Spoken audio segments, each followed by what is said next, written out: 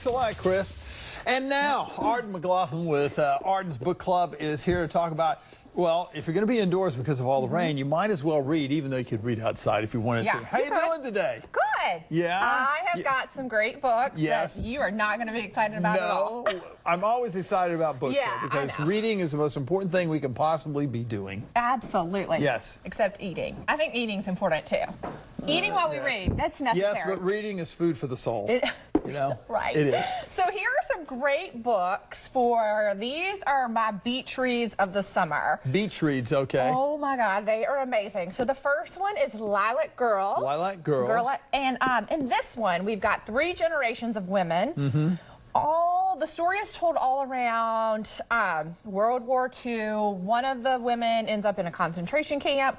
One is Caroline, gosh, I'm blanking on the name, but this character, Caroline, is trying to help the French get out of this war. And then you've got a doctor who is actually performing some of the concentration camp surgeries, as in, this happened, a lot of the Polish captors were injected with different diseases and different things because they thought that would help the Germans. Wow. It was a really interesting book. So it converges on some of the rougher parts of history. There are a lot of World War II books, but you get through it and you see some of these women really flourish.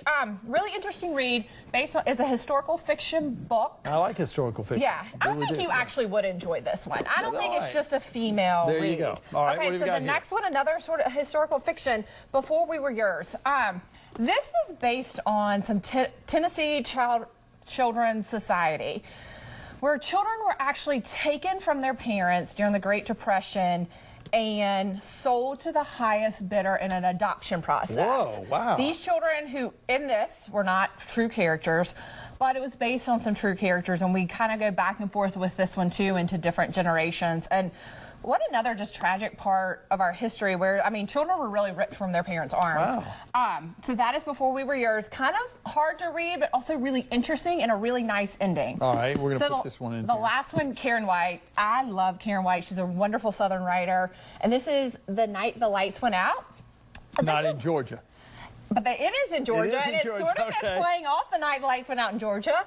Kind of a different spin for Karen. There is some mystery in this one. There's also some murder that happens. Karen generally stays on the magical, mystical side, but in this one we have a divorced mom and dealing with some issues from her past. And honestly, I don't want to give too much, but The Lights Went Out. It's an amazing book. It's Karen White's latest. I think I ripped through it this weekend in like a few hours on the beach. That's good. Arden McLaughlin, thank you. Arden's Book Club. Get out there and read a book. How about it? Be sure to read to your children. That's the most important thing. Always good to see you. Good to see you, too. We'll be back with more weather.